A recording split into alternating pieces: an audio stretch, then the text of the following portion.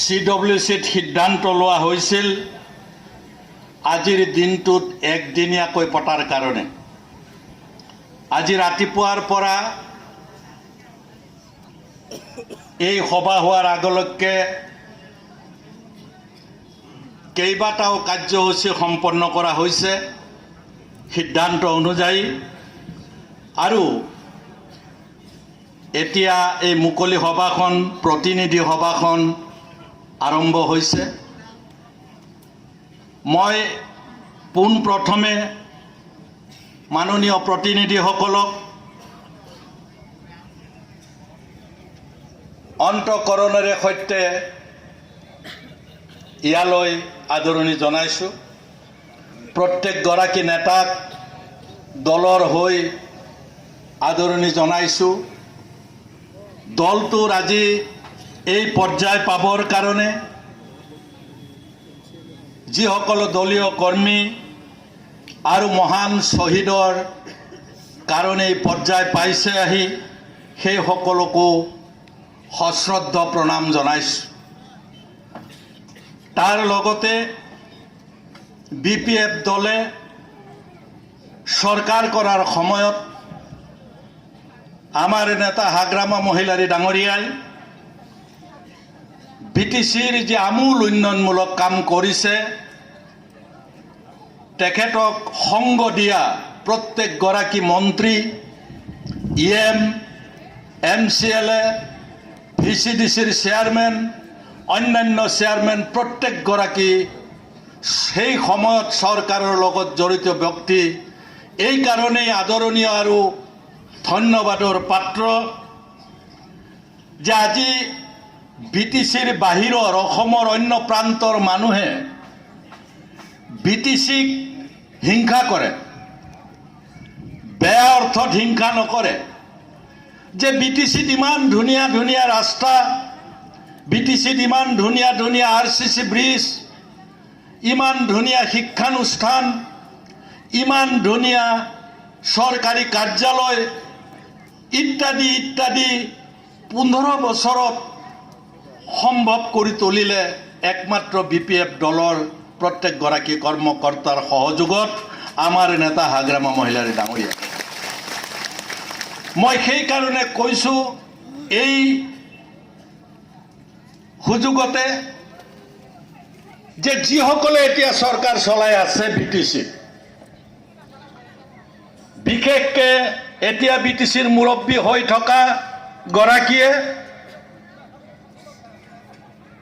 তেওঁ যে মুৰব্বী গম পাইছে নে নাই মই নাজানো। তেওঁৰ যিবিলাক ডিপাৰ্টমেণ্ট, তেওঁৰ যিবিলাক ক্ষমতা, BTCৰ যিবিলাক ক্ষমতা BPF দলে আনিছিল, সেই ক্ষমতাবিলাক যে দিনে দিনে তেওঁৰ হাতৰ পৰা বন্ধুত্বৰ মনোভাৱেৰে কোনোবাই কাঢ়ি লৈ গ'ল, তেওঁ তলকিবই পৰা নাই, তেওঁ গমেই পোৱা নাই। এনে এগৰাকী নিশ্চুপ, এনে এগৰাকী শাসন চলাব নজনা, এনে এগৰাকী মাত্ৰ 10খন আসনত বিজয়ী হৈ 40খনৰ ভিতৰত চিপ হোৱা ব্যক্তিৰ পৰা আমি অৱশ্যে বেছি আশা কৰাও ভুল। খুব অন্যায়ভাৱে সেই সময়ৰ গভৰ্ণৰ হাগ্ৰামা মহিলাৰীৰ নেতৃত্বত 17খন আসন পোৱাৰ পিছতো অন্যায়ভাৱে 10খন আসন পোৱা প্ৰমোদ বড়োৰ নেতৃত্বত BTC গঠন কৰিবলৈ দিলে। আমাক অন্যায় কৰা হৈছে। BPF দলৰ পপুলাৰিটিক অন্যায় কৰা হৈছে। BPF দলৰ প্ৰত্যেকগৰাকী কৰ্মকৰ্তাৰ কষ্টক নস্যাৎ কৰিছে। আজি সেইকাৰণে আমাৰ দলীয় কৰ্মীসকললৈ মোৰ বিনম্ৰ অনুৰোধ, যেতিয়াই পপুলাৰিটিৰ কথা আহে, যেতিয়াই ৰাইজৰ ওচৰত BPF দলটোৰ গ্ৰহণযোগ্যতাৰ কথা আহে, আপোনালোকে বুকু ডাঠ কৰি ক'ব যে 40টাৰ 17টা জিকাৰ পিছত আমাক ক্ষমতাৰ বাহিৰত ৰাখিছে আটাইতকৈ পপুলাৰ দল হাগ্ৰামা মহিলাৰীৰ এই BPF দল। এই কথাখিনি ইষ্টাব্লিছ কৰিব লাগিব আগন্তুক 1-1.5 বছৰত যদি ইষ্টাব্লিছ কৰিব পাৰোঁ আমি একক সংখ্যাগৰিষ্ঠতাৰে বিটিচি প্ৰমোদ বড়োক আঁতৰাই পুনৰ হাগ্ৰামা মহিলাৰীক চিফ বনাব পৰাটো ফাইনেল হ'ব। এইটো নিৰ্ভৰ কৰিব আপোনালোকৰ ওপৰত। যিটো সন্দিক্ষণত আমি ৰাজনীতিত আছোঁ সেইটো সন্দিক্ষণ অতি সহজ সন্দিক্ষণ নহয়। যেনেকৈ হিৰণ্যকশিপুক হত্যা কৰা হৈছিল, ৰাতিও নহয় দিনো নহয় সন্ধিয়া, সেইটোকে সন্দিক্ষণ বুলি কয়। আজি BPF দলৰ যিটো সন্দিক্ষণ সেই সন্দিক্ষণটো আমি উফৰাই পেলাব পাৰিব লাগিব। আমি সেই সন্দিক্ষণত বিজয়ী হ'ব পাৰিব লাগিব। পদে পদে বিপদ আহিব, পদে পদে আমাক আক্ৰমণ কৰিব। আৰু মই আজি আপোনালোকক ৰিকুৱেষ্ট কৰিছোঁ, অনুৰোধ কৰিছোঁ যে আপোনালোকে যোৱা 15টা বছৰত আৰু ইণ্টাৰিম টোটেল 17টা বছৰত BTCত ইমান কাম কৰিছে প্ৰমোদ বড়োৰ 14 পুৰুষেও সিমান কাম কৰিব নোৱাৰিব। তেতিয়াহ'লে আপোনালোকৰ কি চিন্তা? আপোনালোকে ৰাইজক খালি অৱগত কৰাব লাগে।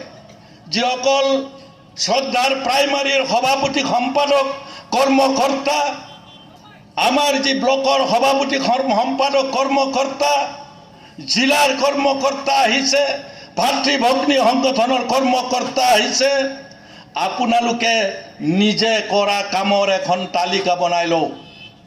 সেই তালিকাখন নিজৰ অঞ্চলৰ চাৰিআলিত, দোকানত, বজাৰত ফৰফৰীয়াকৈ ক'ব পৰাকৈ প্ৰত্যেকজন দলীয় নেতাই চাই লওক। এবাৰ এখন আপোনালোকে সৰু সৰু পুস্তিকা বনাই লওক।